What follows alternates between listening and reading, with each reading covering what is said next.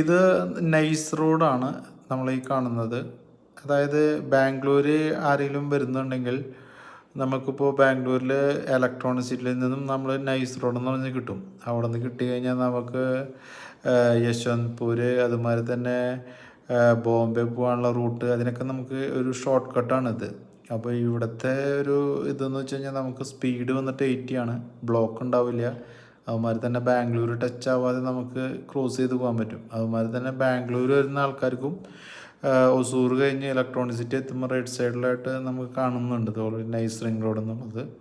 ഇവിടുത്തെ സ്പീഡ് 80 ചെയ്യാൻ നമുക്ക് പെട്ടെന്ന് ബ്ലോക്കില്ലാതെ നമുക്ക് വരാനൊക്കെ വളരെ എളുപ്പമാണ്. പക്ഷേ ഇവിടെ നമുക്ക് ടോളുണ്ട്, 2 ടോളുണ്ട് എറണാകുളത്തും പോകുന്നിടത്തും.